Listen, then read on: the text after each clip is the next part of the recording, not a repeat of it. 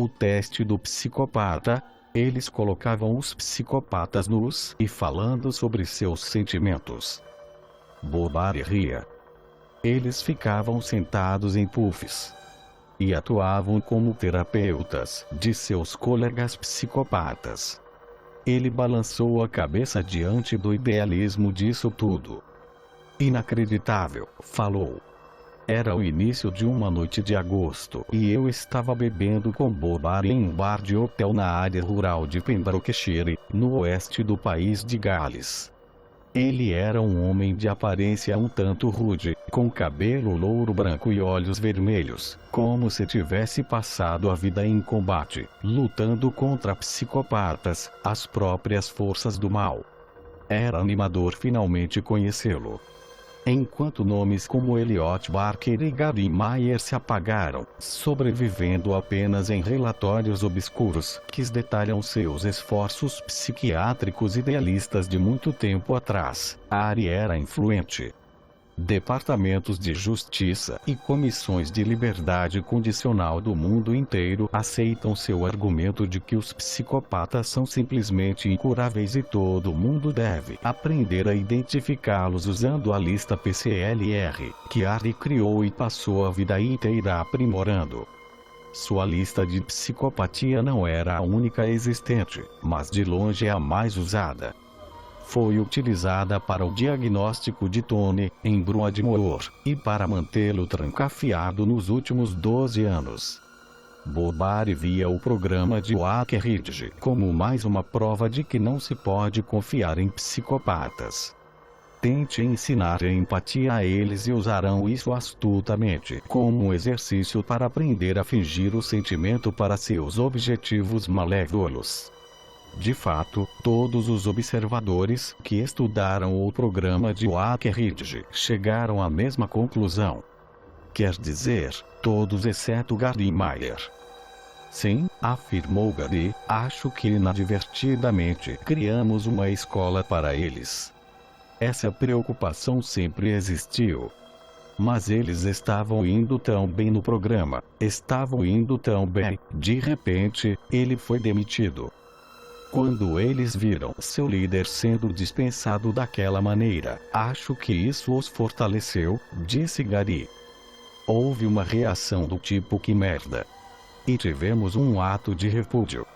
Alguns psicopatas, acredita Gary, saíram e mataram para dar uma lição às autoridades. É isso que acontece quando vocês demitem um homem inspirador como Gary Meyer. Ele parecia triste, defensivo e totalmente convencido de si ao dizer isso, e de repente compreendi como a relação entre terapeuta e cliente pode ser uma bolha de paixão recíproca e, às vezes, anômala. Enviei um e-mail a Bobari para perguntar se ele poderia se encontrar comigo e ele me respondeu que estava ensinando sua lista a um grupo de psiquiatras, pesquisadores de imagens cerebrais, profissionais de saúde, psicólogos, oficiais de prisões e profissionais novatos responsáveis por traçar perfis de criminosos, em um curso de 3 dias.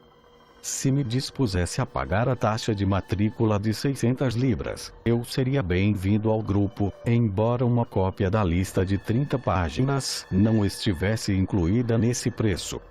Isso me custaria mais 361,31 libras. Negociei com seu escritório um abatimento de 400 libras, desconto para jornalistas, e estávamos todos reunidos. Era uma noite de segunda-feira, antes do primeiro dia, e os participantes andavam de um lado para o outro. Alguns, claramente impressionados por estarem na mesma sala que Bobari, aproximavam-se dele para pedir seu autógrafo. Outros olhavam céticos, à distância. Uma profissional de saúde me falou que fora enviada por seus empregadores e que não estava feliz com isso. Com certeza não era justo condenar uma pessoa pela vida inteira a um diagnóstico de psicopatia que parecia horrível. É um rótulo imenso, disse ela, só porque essa pessoa não se saíra bem na lista de Ari. Pelo menos nos velhos tempos isso era bem simples. Se alguém fosse um criminoso violento persistente que não controlava seus impulsos, era um psicopata. No entanto, a lista de Ari era muito mais capciosa. Tinha a ver com ler nas entrelinhas das expressões que a pessoa fazia, como ela construía uma frase. Tratava-se de um território de detetives amadores. Contei a Bob sobre o ceticismo da profissional de saúde e disse que concordava com ela até certo ponto, mas possivelmente porque nos últimos dias passara bastante tempo com cientologistas. Ele me lançou um olhar irado. Vamos ver como você vai se sentir no fim da semana, desconversou ele. De qualquer modo, como tudo isso começou para você? Bob olhou para mim. Percebi o que se passava em sua mente. Estou cansado. Contar essa história vai exigir de mim muita energia. Essa pessoa realmente merece isso. Após um suspiro, ele começou. Em meados dos anos 1960, enquanto Elliot Barker estava concebendo sua cápsula do encontro total em Ontário, Bob estava em Vancouver, trabalhando como psicólogo em uma prisão de segurança máxima, chamada Penitenciária da Colômbia Britânica. Hoje, o local é um bar e restaurante que tem prisão como tema, onde os garçons usam uniformes listrados e os pratos têm nomes de prisioneiros famosos. Entretanto, na época era uma instituição rígida, com uma reputação brutal. Assim como Elliot, Bob acreditava que os psicopatas sob seus cuidados escondiam a loucura sob uma fachada de normalidade. No entanto, ele era menos idealista. Estava interessado na detenção, e não na cura. Havia sido enganado muitas vezes por psicopatas dissimulados. Logo no primeiro dia de trabalho na cadeia, por exemplo, um carcereiro lhe dissera que Bob precisaria de um uniforme e deveria dar suas medidas a um prisioneiro que era o alfaiate da prisão. Foi o que Bob fez, feliz ao observar o zelo com que o homem tirava suas medidas. Ele passou bastante tempo medindo tudo certinho, os pés, o lado interno da perna, e ficou comovido ao ver isso. Mesmo naquele lugar terrível, havia um homem que se orgulhava de seu trabalho. Mas então, quando o uniforme chegou, Bob viu que uma perna da calça terminava na panturrilha, enquanto a outra ia até o chão. As mangas do casaco estavam igualmente tortas. Aquilo não podia ser um erro comum. O alfaiate estava obviamente tentando fazer com que Ari parecesse um palhaço. A cada turno, os psicopatas tornavam sua vida mais desagradável. Um deles chegou a quebrar os cabos do freio do carro dele quando o veículo estava na oficina da prisão. Bob podia ter morrido. E então ele começou a imaginar testes para determinar se os psicopatas podiam ser, de algum modo, identificados. Ele espalhou pela prisão que estava à procura de voluntários, psicopatas e não psicopatas. Não faltou gente. Os prisioneiros estavam sempre querendo aliviar o tédio. Ele os prendeu, um a máquinas de eletroencefalograma, medidores de pressão sanguínea e suor, e também a um gerador de eletricidade. E explicou que contaria de 10 a 1 e, quando chegasse a 1, eles receberiam um choque elétrico bastante doloroso. A diferença nas respostas impressionou Bob. Os voluntários não psicopatas, seus crimes geralmente eram passionais, ou então gerados por uma terrível pobreza ou abusos, se retesavam tristemente, como se o choque elétrico doloroso fosse apenas o castigo que mereciam. E, à medida que a contagem regressiva prosseguia, os monitores revelavam grandes aumentos em seus índices de transpiração. Estavam assustados, observou e documentou Bob. E o que acontecia quando você chegava a 1? Perguntei.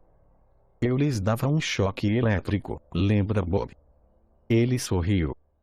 Usávamos choques elétricos realmente dolorosos. E os psicopatas? Eles não suavam, disse Bob. Nunca. Olhei para ele. É claro que no exato momento em que a coisa desagradável ocorria, o choque elétrico. Indaguei. Sim, disse Bob. Quando a coisa desagradável ocorria, os psicopatas davam uma resposta, como um grito. Sim, acho que como um grito, afirmou Bob. Mas os testes pareciam indicar que a amígdala, a parte do cérebro que deveria antecipar a sensação desagradável e enviar os sinais de medo para o sistema nervoso central, não estava funcionando como deveria. Isso representou um enorme progresso para Bob. Foi a primeira pista de que os cérebros dos psicopatas eram diferentes dos cérebros normais. Porém, ele ficou ainda mais impressionado ao repetir o teste. Desta vez, os psicopatas sabiam exatamente a dor que sentiriam quando ele chegasse a um. Ainda assim, nada aconteceu. Nenhum suor. Bob aprendeu algo que Elliot Barker não aprenderia durante anos. Os psicopatas tendiam a voltar a cometer crimes. Eles não tinham qualquer lembrança da dor do choque elétrico mesmo que ela tivesse ocorrido momentos antes, explicou Bob. Então, de que adianta ameaçá-los com a prisão se eles descumprem os termos de sua liberdade condicional? Essa ameaça não tem significado algum para eles. Ele fez outra experiência, o teste do reflexo do susto, no qual psicopatas e não psicopatas foram convidados a olhar para imagens grotescas, como fotografias de vítimas de crimes com rostos destroçados, e, quando eles menos esperavam, Bob disparava um barulho incrivelmente alto no ouvido deles. Os não psicopatas pulavam de espanto. Os psicopatas permaneciam comparativamente serenos. Bob sabia que tendemos a pular muito mais alto ao levarmos um susto quando estamos tensos. Quando assistimos a um filme de terror e alguém faz um barulho inesperado, pulamos de medo. No entanto, se estamos entretidos por alguma coisa, como palavras cruzadas, e alguém nos dá um susto, nosso pulo é menos pronunciado. A partir disso, Bob deduziu que quando os psicopatas veem imagens grotescas de rostos destroçados, não ficam horrorizados. Ficam absortos. Pelas experiências dele, parece que os psicopatas veem rostos destroçados da mesma maneira que nós, jornalistas, vemos pacotes misteriosos enviados pelo correio, ou da mesma maneira que vemos os pacientes de Broadmoor que podem ou não fingir serem loucos, como enigmas fascinantes a serem resolvidos. Empolgado com suas descobertas, Bob enviou um artigo com suas interpretações à revista Science. O editor as enviou de volta sem publicá-las, disse ele. Ele me escreveu uma carta. Jamais esquecerei disso. Escreveu: francamente, achamos alguns padrões de ondas cerebrais descritos em seu artigo muito estranhos. Esses eletroencefalogramas não podem ser de pessoas de verdade. Bob fez uma pausa e deu uma risada. Não podem ser de pessoas de verdade, repetiu. Suponho que a revista Science tenha reagido com frieza por achar que Bob era mais um pesquisador de psicopatas independente, agindo sem fiscalização em uma instituição psiquiátrica canadense no fim dos anos 1960. Esses lugares eram o velho oeste dos estudos sobre psicopatias na época, com muitas grandes ideias e praticamente nenhum regulamento. Era inevitável que grupos de direitos civis acabassem forçando um freio nessas experiências. E não deu outra. Desastrosamente para Bob, os choques elétricos foram proibidos no início dos anos 1970. Até mesmo os choques moderados, falou ele. Bob parecia irritado com essa legislação até hoje. Ainda podíamos dar sustos neles com barulhos altos, mas não podiam nem de perto ser tão altos. Ele foi obrigado a mudar de tática. Como poderia identificar psicopatas como menos interferências? Haveria padrões de comportamento? Será que eles usavam involuntariamente modos de falar que os denunciavam, imperceptíveis para cidadãos insuspeitos?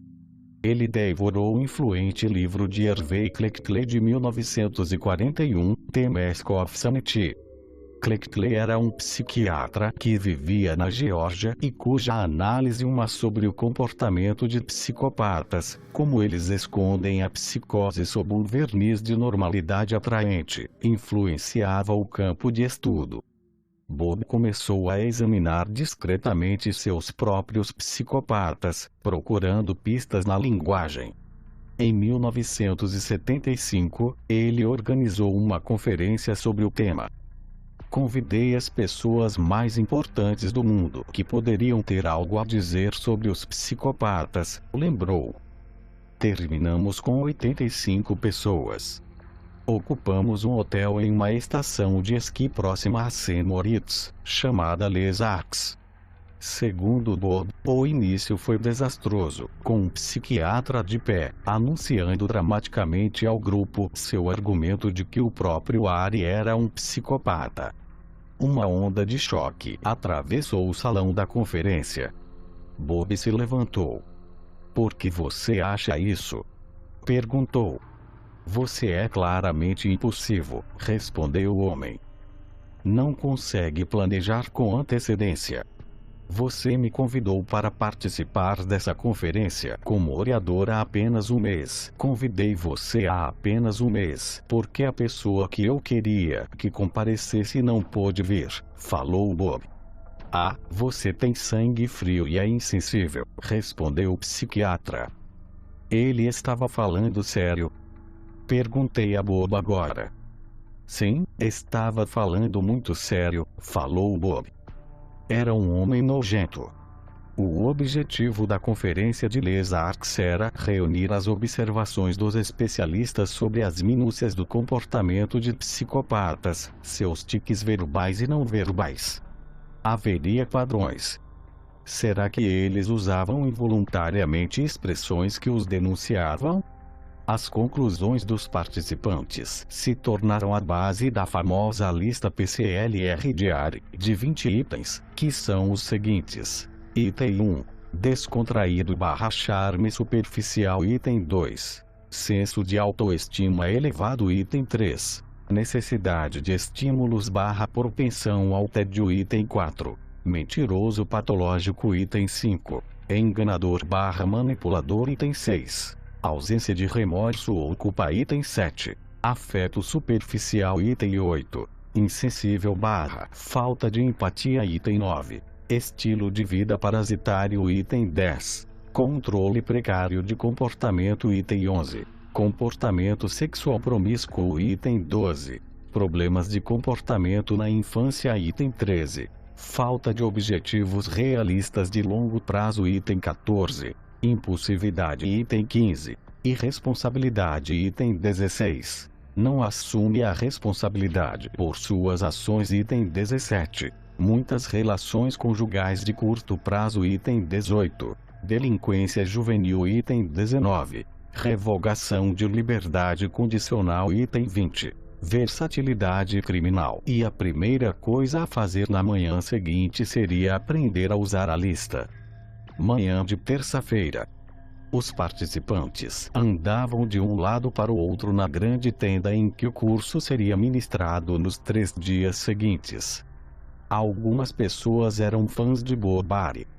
Quando ele parou em um canto para contar historias com temáticas como levar sempre uma arma, porque muitos psicopatas me culpam por estarem encarcerados, nós nos juntamos para ouvir. A tenda ficava ao lado de um belo estuário.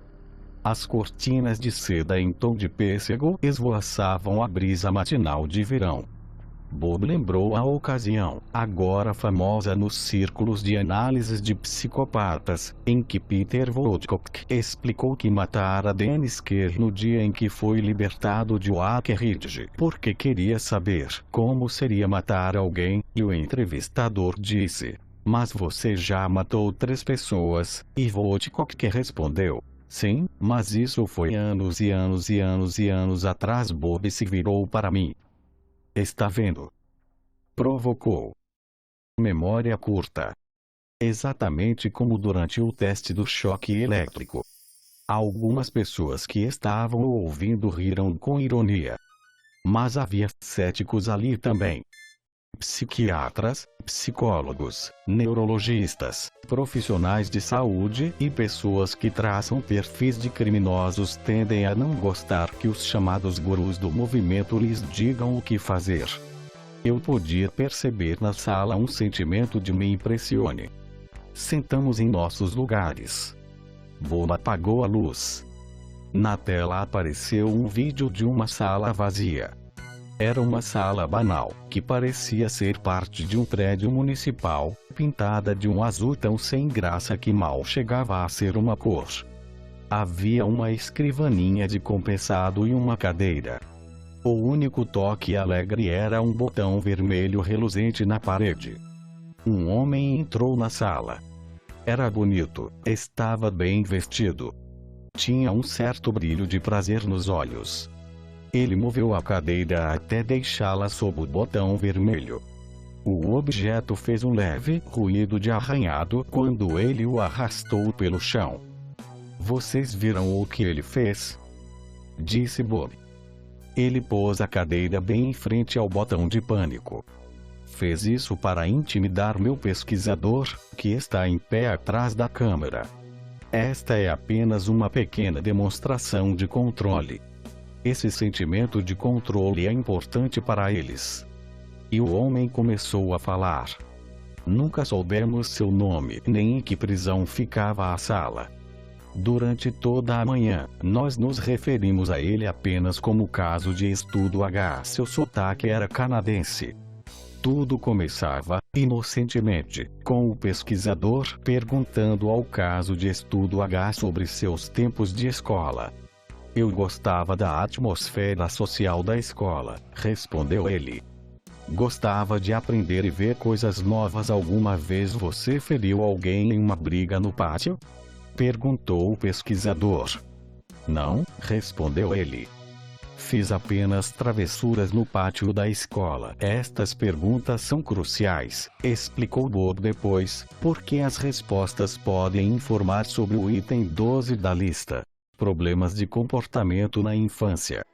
Quando crianças, quase todos os psicopatas tiveram problemas sérios de comportamento, que começam em torno dos 10 ou 12 anos, como bullying persistente, vandalismo, uso de drogas e incêndios. "Tive algumas brigas", lembra o caso de estudo H. "Bem, certa vez, quebrei o braço de um garoto. Foi realmente desagradável. Eu estava segurando no chão, pressionei demais seu braço e ele simplesmente quebrou. Não era algo que eu queria que acontecesse."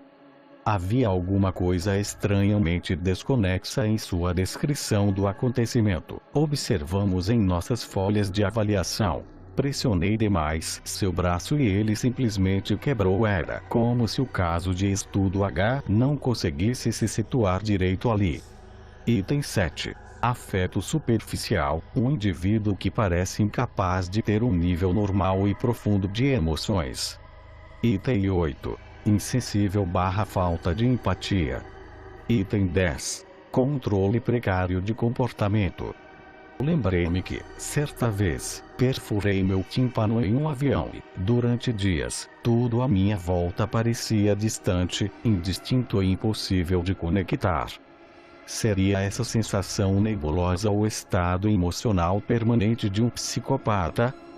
Um de meus antigos colegas do FBI estava investigando uma mulher, Carla Homolka, Bob me informou mais cedo. Ela e seu marido haviam gravado um vídeo deles próprios torturando e estuprando uma jovem. A polícia a estava conduzindo pela casa em que eles haviam retalhado os corpos e Carla disse: minha irmã iria gostar desse tapete. Eles a levaram até o banheiro e ela disse: posso pedir uma coisa a vocês? Eu tinha um frasco de perfume aqui, totalmente desconectada. Era impressionante. Para Bob, é sempre uma surpresa agradável quando um psicopata fala abertamente sobre sua incapacidade de sentir emoções. A maioria deles finge sentir. Quando eles veem pessoas como nós, não psicopatas, chorando, assustadas ou comovidas com o sofrimento humano, acham fascinante. Eles nos estudam e aprendem a nos imitar, como criaturas do espaço tentando se camuflar.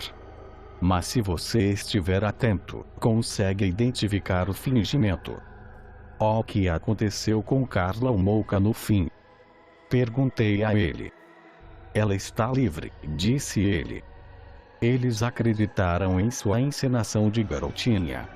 Com tranças no cabelo. Toda doce e amável. Muito convincente. Ela pôs toda a culpa no marido. Fez um acordo em troca de colaboração. Deram-lhe 12 anos. Item 5. Enganador/manipulador. Item 4. Mentiroso patológico, um indivíduo para o qual mentir é uma característica que faz parte das interações com os outros. No vídeo, o testemunho do caso de estudo continuou. Mais ou menos na época em que quebrou o braço do garoto, ele trancou sua madrasta no armário, uma vingança por ela tentar disciplinar seu irmão. Item 14. Impulsividade. Ela ficou quase 12 horas no armário.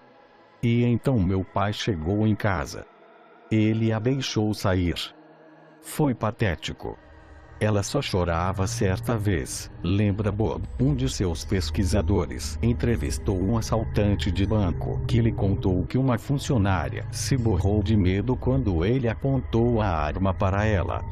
Foi patético, falou o assaltante ao pesquisador de Bob, vê-la se borrar daquele jeito. Olhei para um ou dois de meus colegas céticos no meio do grupo.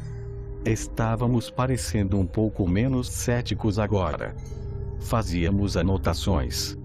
Item 6. Ausência de remorso ou culpa. Como você se sentiu trancando sua madrasta no armário? Perguntou o entrevistador ao caso de estudo H. Eu me senti revigorado, respondeu ele. Me senti bem. Eu tinha algum poder.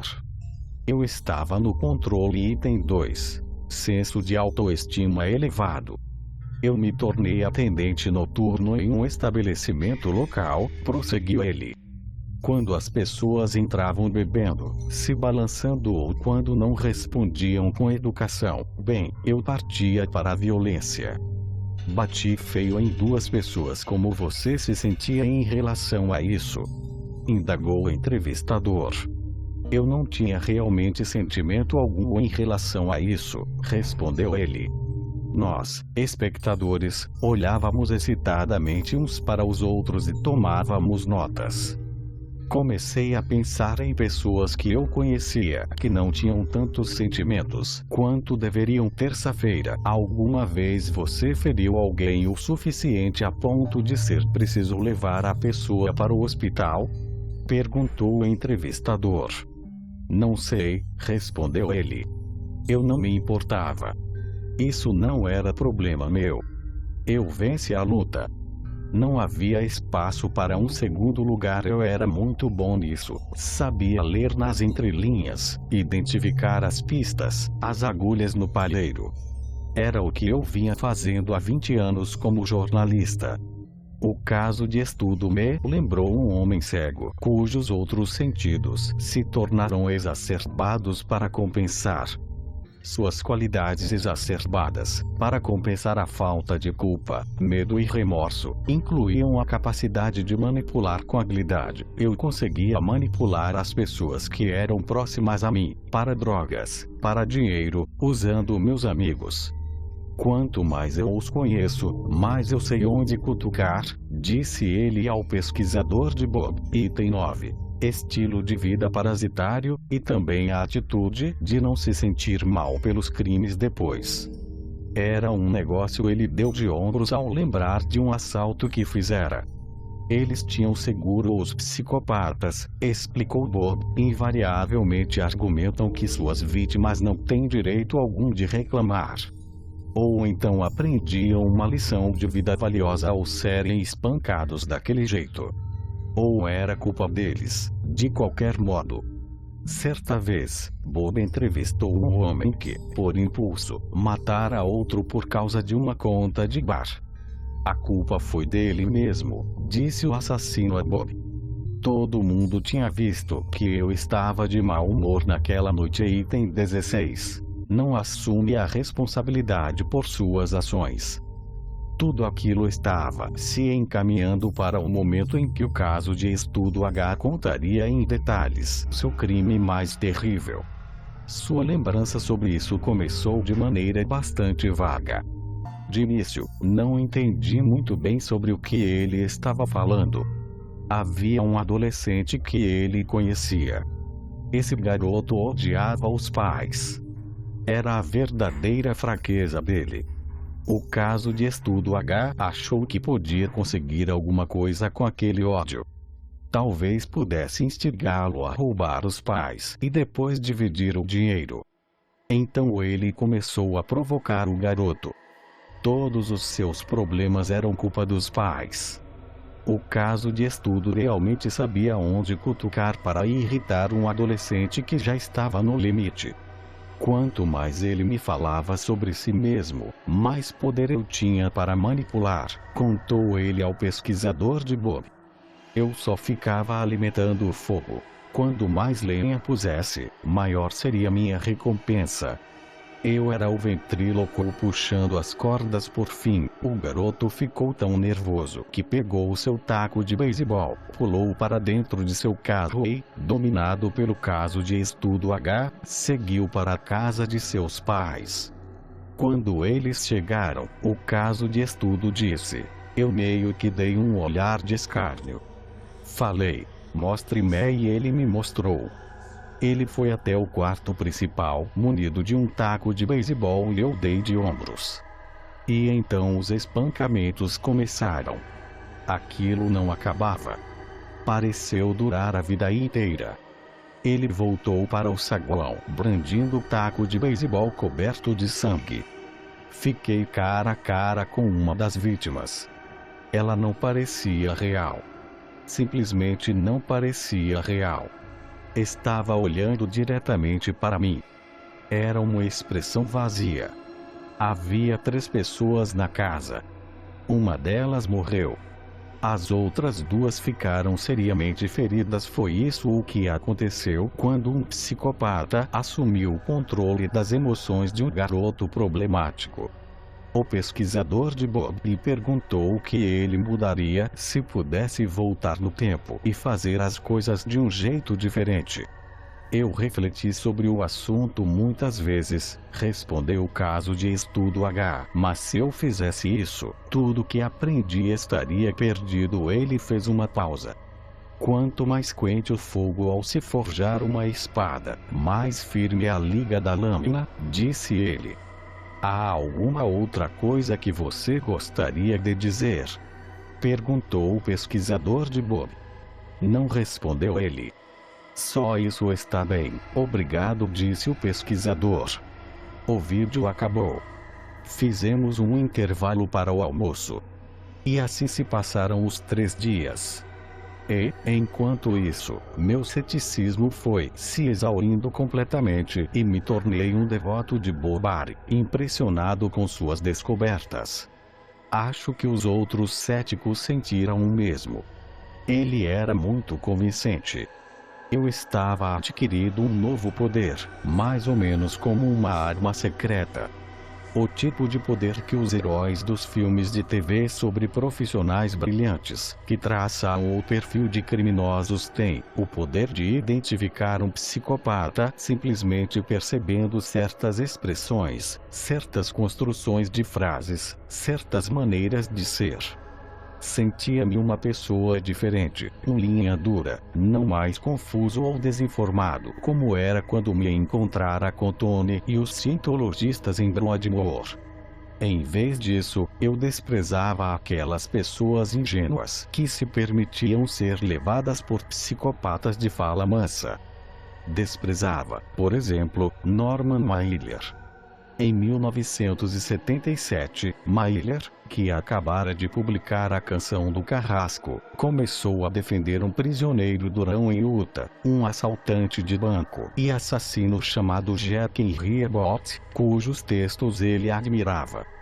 Eu amo Jack Abbott por sobreviver e por ter aprendido a escrever tão bem, escreveu ele, que começou a defender sua libertação junto à Comissão de Correções de Utah.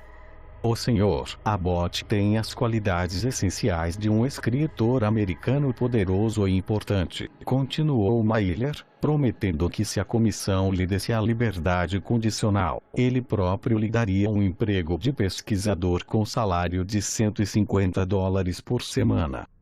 Surpresa, e de certa forma encantada, a comissão de correções concordou. Jack Abbott estava livre. E foi diretamente para a cena literária de Nova York. Isso não foi surpresa alguma.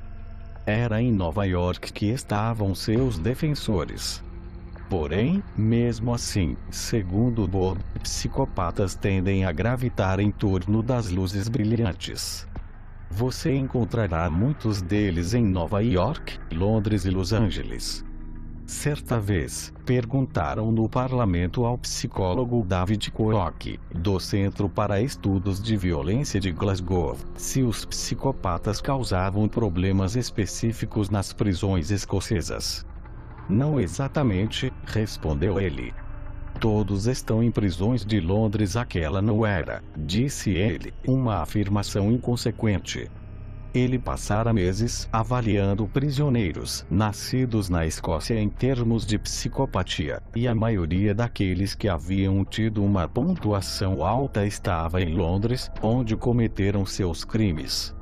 Os psicopatas ficam entediados facilmente. Precisam de animação.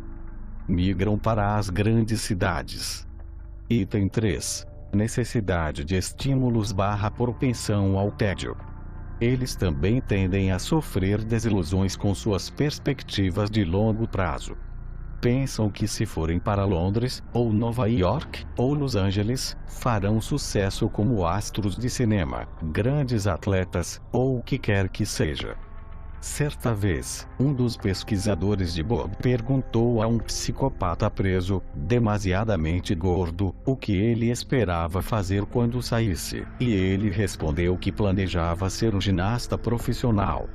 Item 13. Falta de objetivos realistas de longo prazo. A não ser que ele estivesse brincando, é claro.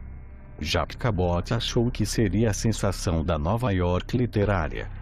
E, como se viu, ele foi. Abbott e Mailer apareceram juntos no programa Good Morning America.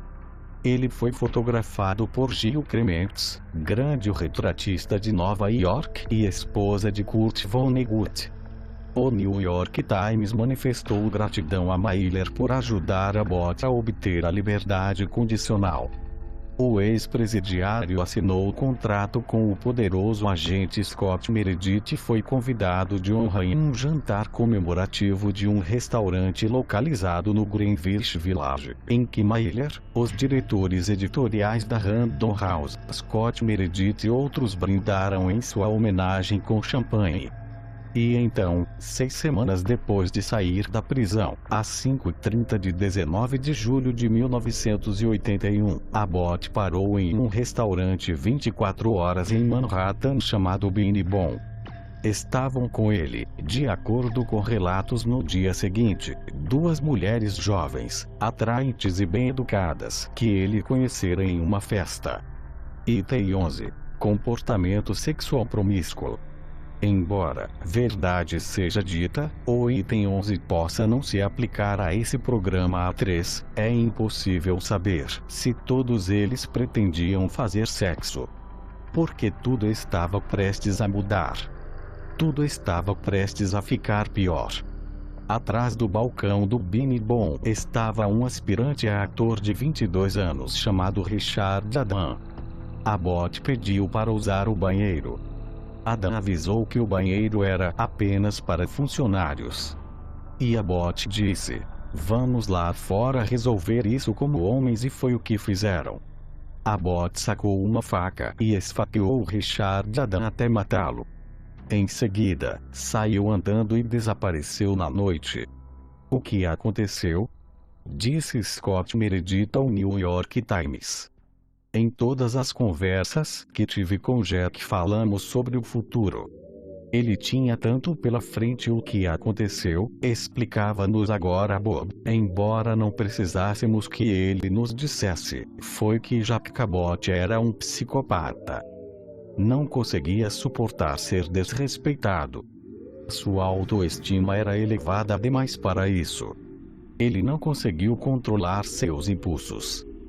Quando a polícia finalmente o encontrou, sabe o que ele disse sobre o cara que havia esfaqueado?"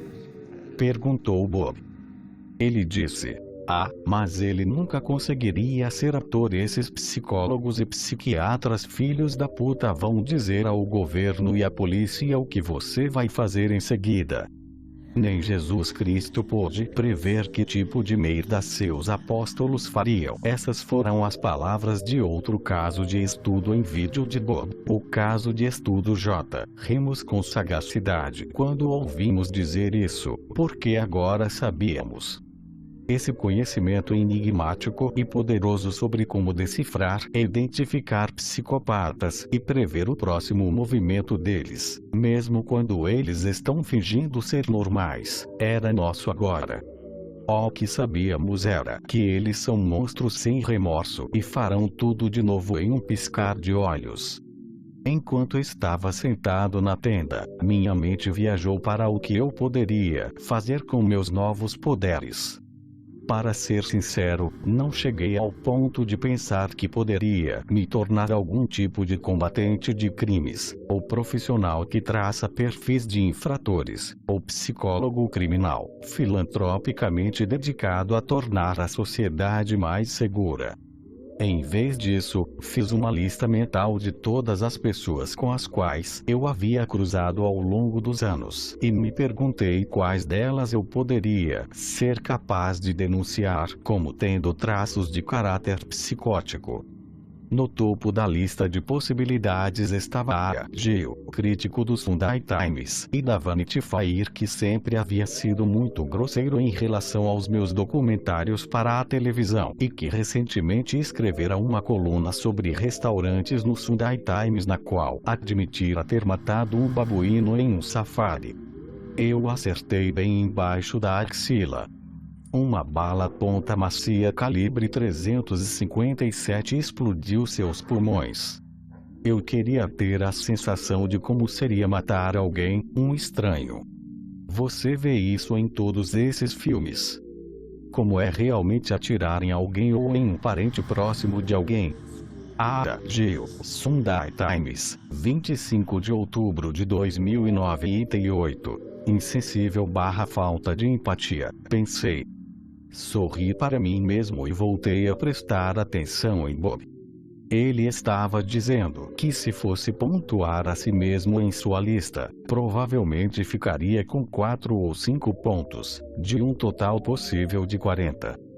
Tony, de Broadmoor, contou-me que nas 3 vezes que marcaram seus pontos, recebeu aproximadamente 29 ou 30. Nossos 3 dias no país de Gales chegaram ao fim. No último dia, Bob nos surpreendeu exibindo inesperadamente na tela uma fotografia ampliada e em close de um homem que recebera um tiro no rosto disparado de muito perto. Isso aconteceu depois de ele nos acalmar, passando-nos uma falsa sensação de segurança ao mostrar fotografias de patos em lagos bonitos e dias de verão no parque. Nesta foto, porém, havia sangue coagulado e cartilagem saindo para todos os lados. Os olhos do homem estavam completamente fora das órbitas. Seu nariz desaparecerá. Ai, meu Deus, pensei.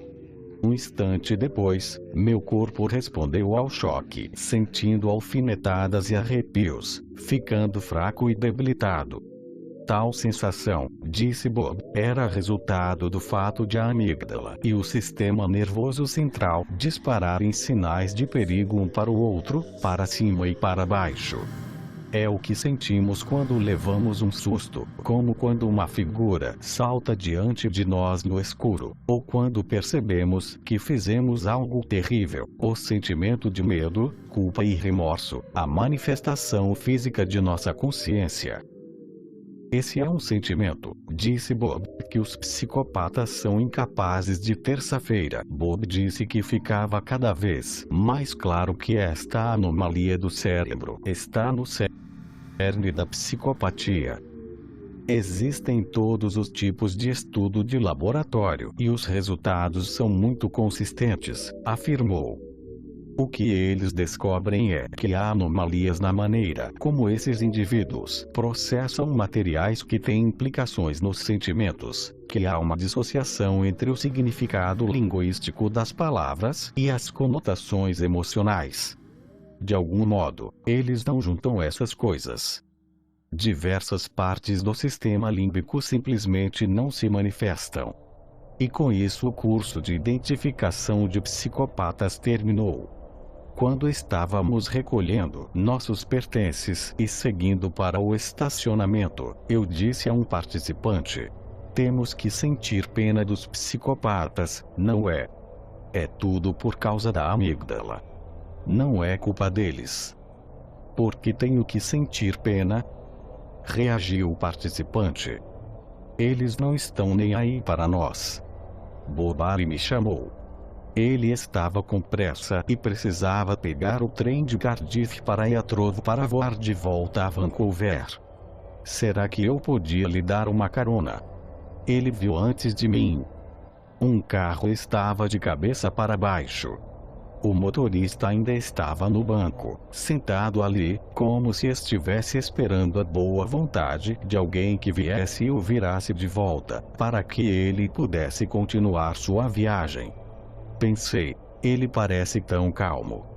Mas então percebi que o motorista não estava consciente. A outra passageira estava sentada na grama, a uma distância curta.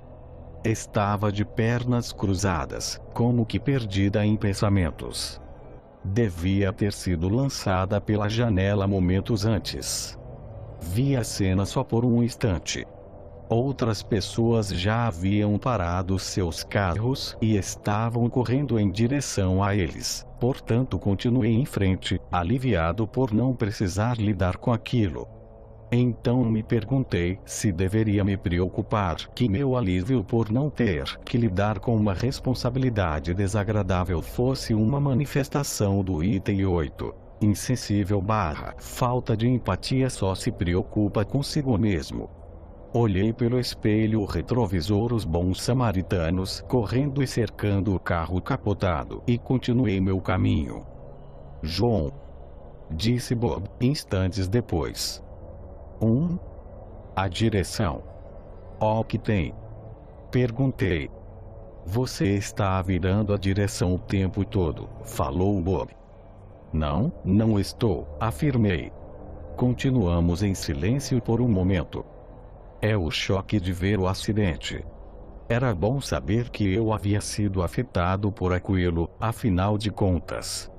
Bob falou que o que estava acontecendo era que minha amígdala e meu sistema nervoso central estavam disparando sinais de medo e perigo para cima e para baixo, um para o outro. Com certeza estão, concordei. Posso sentir isso acontecendo. É muita alfinetada e arrepio. Você entende que um psicopata veria esse acidente e sua amígdala mal registraria alguma coisa?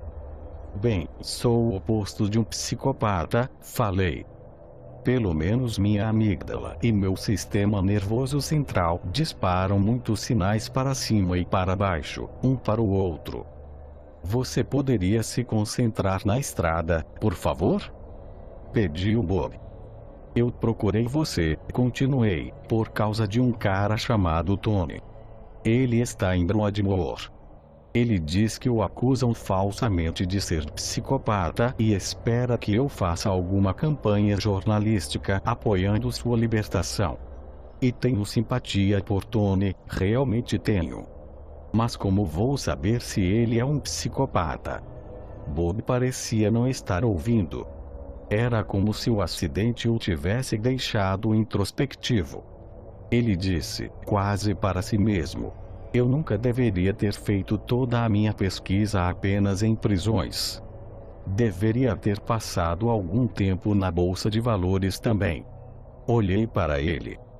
É mesmo? Perguntei. Ele afirmou com a cabeça. Mas certamente os psicopatas do mercado de ações não podem ser tão maus quanto os assassinos em série, concluí. Assassinos em série arruinam famílias, Bob encolheu os ombros. Psicopatas corporativos, políticos e religiosos arruinam economias. Arruinam sociedades. Isso, Bob estava me dizendo, era a solução óbvia para o maior mistério de todos. Porque o mundo é tão injusto? Porque toda essa economia selvagem, essas guerras brutais, essa crueldade corporativa diária? A resposta: os psicopatas. A parte do cérebro que não funciona direito.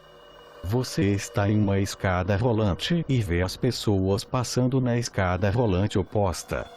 Se pudesse entrar nos cérebros delas, veria que não somos todos iguais. Não somos todos bonzinhos que só estão tentando fazer o bem. Alguns de nós são psicopatas. E os psicopatas são os culpados por essa sociedade brutal, disforme. São as pedras irregulares jogadas no lago tranquilo. Não era apenas Bob que achava que o número desproporcional de psicopatas podia ser encontrado em cargos altos. Depois que esse vidingue mencionou a teoria, falei com diversos profissionais da psiquiatria que disseram exatamente a mesma coisa. Um deles foi Martha Stutz, da Harvard Medical School, autora de The Sociopath Next Door. Você pode estar se perguntando qual é a diferença entre um psicopata e um sociopata, e a resposta é: não há diferença. Psicólogos e psiquiatras do mundo inteiro tendem a usar os termos alternadamente. Eles estão em toda parte, segundo ela. Estão no restaurante em que você almoça. Estão em seu escritório sem divisórias. Como grupo, eles tendem a ser mais charmosos do que a maioria das pessoas, disse ela. Eles não têm emoções afetuosas, mas estudam o resto de nós. Eles são o chefe ou o colega de trabalho que gosta de fazer os outros saltarem só pelo prazer de vê-los saltando. São a esposa que se casou para ser socialmente normal, mas que no casamento não demonstra amor algum depois que o charme inicial desaparece. Não sei quantas pessoas lerão esse livro, falei a ela. Talvez 100.000. Então isso significa que mais ou menos 1.000 delas serão psicopatas. Possivelmente ainda mais, se os psicopatas gostarem de ler livros sobre psicopatas. Qual deveria ser minha mensagem para eles? Entregue-se. Isso seria bom, disse Martha. Mas a arrogância deles os impediria de fazer isso. Eles pensariam: ele está mentindo sobre ter consciência, ou esse pobre coitado é limitado pela consciência. Ele deveria ser como eu. E se a esposa de um psicopata ler isso? Perguntei. O que ela deveria fazer? Ir embora. Sim. Eu gostaria de dizer isso: vá embora. Você não vai ferir os sentimentos de ninguém, porque não há sentimentos para ferir. Ela fez uma pausa. Os sociopatas adoram o poder. Adoram vencer. Se você tira a bondade afetuosa do cérebro humano, não resta muita coisa a não ser o desejo de vencer. O que significa que você encontrará um predomínio deles no topo da árvore.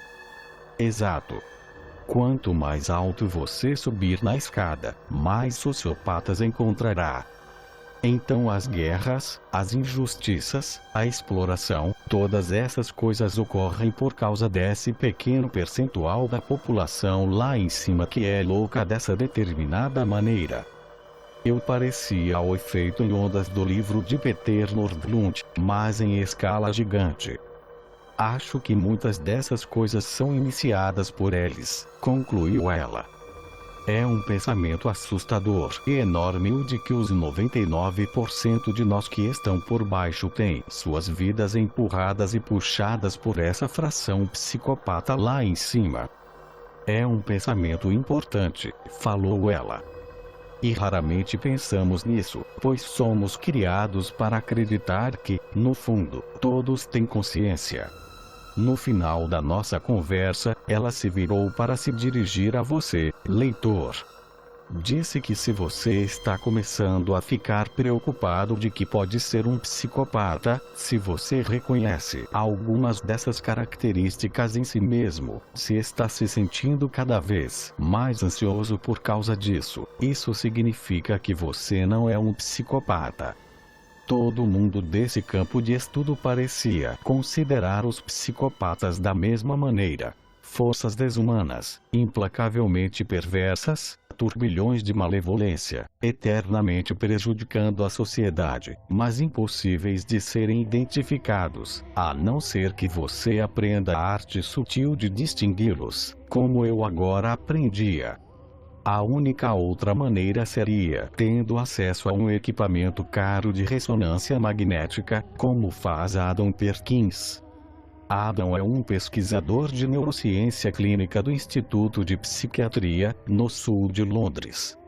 Fiz uma visita rápida a ele depois de me encontrar com esse, porque Adam é especialista em ansiedade e eu queria conversar com ele sobre minha teoria de que sofrer de ansiedade é o oposto neurológico de ser um psicopata em se tratando da função da amígdala. Imaginei minha amígdala como uma daquelas fotografias de tempestade solar feitas pelo Hubble, e imaginei a dos psicopatas como as fotografias de planetas mortos, como Plutão. Adam analisou minha teoria e depois, para demonstrá-la, amarrou-me a alguns fios, me colocou em um aparelho de ressonância magnética e, sem qualquer aviso, me deu um choque elétrico bastante doloroso. Pai! Gritei. Isso dói de verdade. Você poderia, por favor, diminuir o nível do choque elétrico? Quer dizer, eu achava que isso havia sido proibido. Que nível foi esse? 3, disse Adam. Até que nível essa coisa vai? 8. Adam fez vários testes comigo para monitorar meu nível de ansiedade, e em muitos deles eu olhava com suspeita para o botão que regulava o choque elétrico, às vezes tendo pequenos espasmos involuntários. Quando terminou, ele confirmou pela leitura do eletroencefalograma que, de fato, eu estava acima da média na escala de ansiedade. Falei, inesperadamente satisfeito por ouvir que realmente havia algo de errado comigo, mas que podia ser identificado. Suponho que provavelmente não seja uma boa ideia um homem como eu, que sofre de excesso de ansiedade, perseguir pessoas que têm um déficit de ansiedade patológico. Adam concordou. Disse que eu realmente tinha que tomar cuidado. Os psicopatas são realmente perigosos, falou ele. E muitas vezes são as pessoas que você menos imagina que sejam. Quando estava fazendo meu doutorado, disse ele, inventei um teste de personalidade e procurei voluntários entre os estudantes. Pus anúncios no quadro de avisos e uma garota apareceu. Jovem. Era estudante do segundo ano. Tinha uns 19 anos. Ela falou, é um teste de personalidade, não é? Respondi que sim. E ela, tem uma personalidade má. Gosto de ferir pessoas. Achei que a garota estava me provocando. Eu disse: está bem, e começamos os testes. Quando ela olhava as fotografias de corpos mutilados, os sensores mostravam que ela sentia prazer.